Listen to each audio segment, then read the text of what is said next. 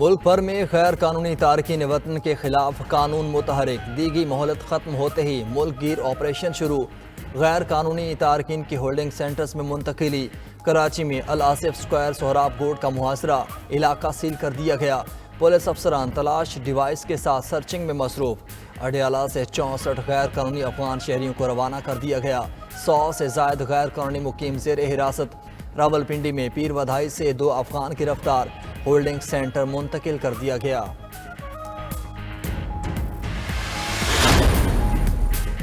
نگران وفاقی وزیر داخلہ کا غیر قانونی تارکین وطن کی پشت پناہی کرنے والوں کو انتباہ، جس نے ٹانگ اڑائی اس کے خلاف ہوگی سخت کارروائی۔ جعلی شناختی کارڈز بنانے میں ملوث نادرا افسران اور ملازمین کے احتساب کا اشارہ بھی دے دیا۔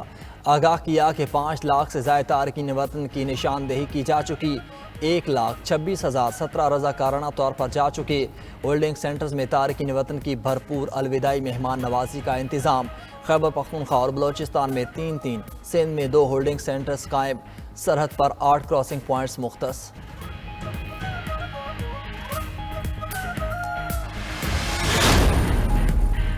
نگران وزیر اعظم نے بے گناہ فلسطینیوں پر بمباری جنگی جرائم کا ثبوت قرار دے دیا۔ انور اللہ کاکڑ کی غزہ میں بڑھتی اسرائیلی جارحیت کی شدید مذمت۔ ایکس پر اپنے پیغام میں جبالیہ کیمپ حملے میں سینکڑوں جانیں ضائع ہونے پر اظہار افسوس، باور کرا دیا کہ ایسی قابل مذمت کارروائیوں کو معاف اور فراموش نہیں کیا جا سکتا، دنیا کو اب کردار ادا کرنا ہوگا۔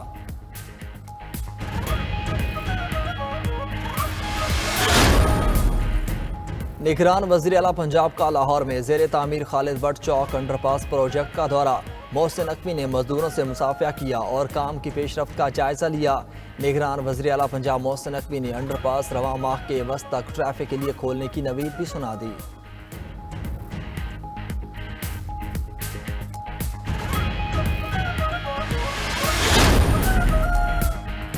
پاکستان سٹاک مارکیٹ میں تیزی، کاروباری دن کے آغاز پر ہی انڈیکس میں 298 پوائنٹس کا اضافہ، انڈیکس 52,219 پوائنٹس کی سطح پر ٹریڈ کرنے لگا۔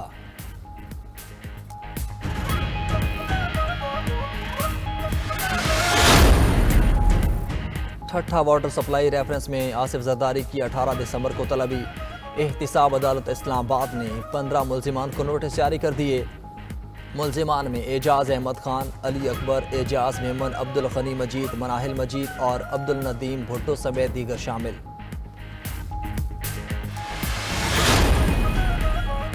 اسلام آباد ہائی کورٹ میں پولیس کے ہاتھوں نوجوان کے قتل کیس کی سماعت۔ 22 سالہ انصر حیات کے بھائی کی پوسٹ مارٹم اور میڈیکل بورڈ تشکیل دینے کی درخواست، عدالت نے ایس ایچ او تھانہ گورڑہ کو کل طلب کر لیا۔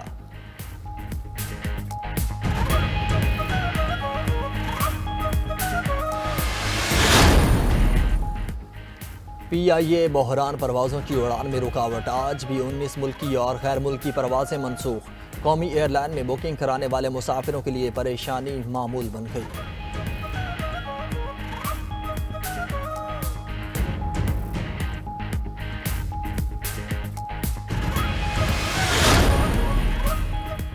اور گلگت بلتستان کا 76واں یوم آزادی آج جوش و خروش سے منایا جا رہا ہے۔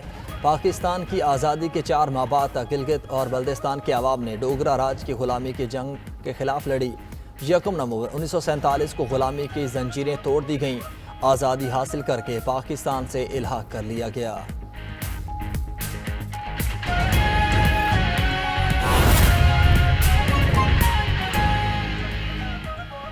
بسم اللہ الرحمن الرحیم، السلام علیکم، آپ دیکھ رہے ہیں 92 نیوز اور میں ہوں آپ کے ساتھ وقاص فاروق۔ ہیڈ لائنز آپ جان چکے، ابھی آپ کو بتائیں گے کہ آئی ایم ایف کے ساتھ جائزہ مذاکرات سے قبل ڈیزل پر لیوی 5 روپے بڑھا دی گئی۔ ڈیزل پر لیوی 55 سے بڑھا کر 60 روپے فی لیٹر کر دی گئی۔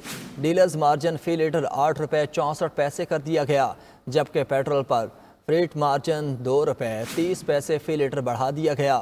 پیٹرول اور ڈیزل پر سیلز ٹیکس کی شرح 0 ہے۔ آپ کو بتائیں اس حوالے سے کہ آئی ایم ایف کے ساتھ جائزہ مذاکرات سے قبل ڈیزل پر لیوی 5 روپے بڑھا دی گئی۔ ڈیزل پر لیوی 55 سے بڑھا کر 60 روپے فی لیٹر کر دی گئی۔ ڈیلرز مارجن فی لیٹر 8 روپے 64 پیسے کر دیا گیا، جبکہ پیٹرول پر فریٹ مارجن 2 روپے 30 پیسے فی لیٹر بڑھایا گیا۔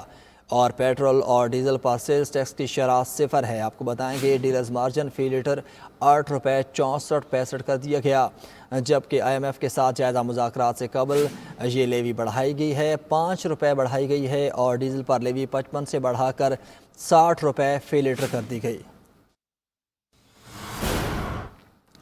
اور ابھی آپ کو بتائیں گے سپریم کورٹ میں فیض آباد دھرنا نظر ثانی کیس کی سماعت۔ سپریم کورٹ نے حکومت کے فیکٹ فائنڈنگ کمیٹی پر عدم اطمینان کا اظہار کر دیا، قانونی حیثیت پر سوال اٹھا دیے۔ چیف جسٹس نے ریمارکس دیے کہ کمیٹی کب تشکیل دی گئی، نوٹیفیکیشن کہاں ہے، کس کو رپورٹ دی گئی، کمیٹی TORs میں کہاں لکھا ہے کہ تحقیقات کس چیز کی کرنی ہے، TORs کے ذریعے ہی تمام لوگوں کو بری کر دیا گیا۔ کون سا قانون کہتا ہے کہ نظر ثانی دائر ہو جائے تو فیصلے پر عمل نہیں کرنا؟ تفصیلات بتائیں گے ہمارے نمائندہ عقیل افضل ہمارے ساتھ موجود ہیں۔ عقیل بتائے گا عدالت کی جانب سے مزید کیا استفسار کیا گیا اس حوالے سے؟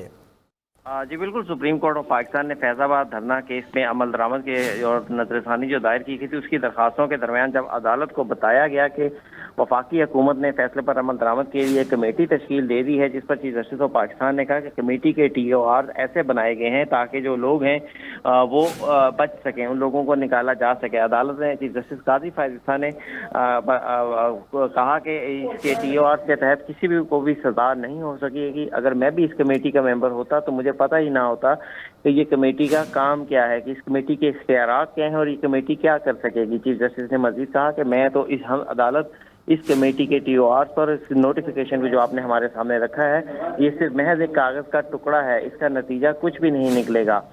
کیس کی سماعت کے دوران چیف جسٹس قاضی فائز عیسیٰ نے مزید کہا کہ کل ہمیں ایک باقاعدہ ایک بیان حلفی ایک بیان جمع کروایا گیا ہے، اگر آپ ان کو سابق چیئرمین پیمرا کو بلاتے ہیں تو ممکنہ طور پر اور وہ اس کمیٹی میں آنے سے انکار کر دیتے ہیں تو کمیٹی کے پاس کیا اختیارات ہوں گے، جس پر اٹارنی جنرل آف پاکستان نے عدالت کے سامنے یہ موقف اپنایا کہ وہ اس حوالے سے انکوائری کمیشن ایکٹ کے تحت کارروائی کرنے کے حوالے سے وفاقی حکومت کو تجویز دیں گے، جس پر چیف جسٹس قاضی فائز عیسیٰ نے کہا کہ انکوائری کمیشن ایکٹ کے تحت کارروائی کے لیے باقاعدہ کابینہ سے منظوری لینا پڑے گی، جس پر اٹارنی جنرل آف پاکستان نے یہ موقف اپنایا کہ اس حوالے سے وہ وفاقی حکومت کو تجویز کریں گے اور جو بھی قانون کے مطابق ہوگا اس پر عمل کیا جائے گا۔ اور ساتھ یہی بھی کہا کہ سپریم کورٹ کا جو فیصلہ ہے فیض آباد دھرنا کیس اس پر عمل درآمد کے حوالے سے وفاقی حکومت سنجیدہ ہے، جس پر چیف جسٹس قاضی فائز عیسیٰ نے کہا کہ آپ کی سنجیدگی ہمیں نظر آنی چاہیے، ہمیں اس جو کمیٹی تشکیل دی گئی ہے اس میں کوئی سنجیدگی نظر نہیں آ رہی۔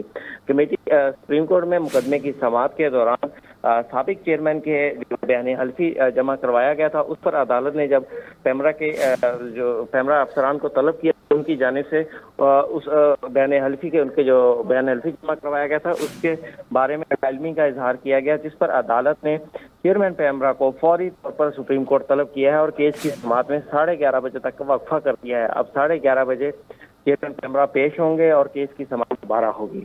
11:30 بجے سماعت دوبارہ ہوگی۔ عقیل افضل بہت شکریہ، آپ تفصیلات سے آگاہ کر رہے تھے۔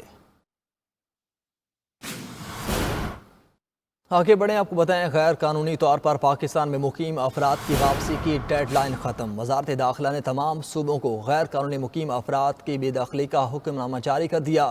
حکم نامے کے مطابق معمولی جرائم میں زیر تفتیش اور سزا یافتہ غیر قانونی مقیم غیر ملکیوں کو بے دخل کیا جائے گا۔ بے دخلی منصوبے کے نفاذ میں کسی بھی ملک یا شہریت کو ملوث خاطر نہیں رکھا جائے گا۔ میپنگ اور جیو فینسنگ کے بعد غیر قانونی مقیم افغان باشندوں کی نشاندہی کا عمل مکمل کر لیا گیا۔ سندھ میں مقیم 2 لاکھ غیر قانونی تارکین وطن کی نشاندہی کا عمل مکمل کیا جا چکا۔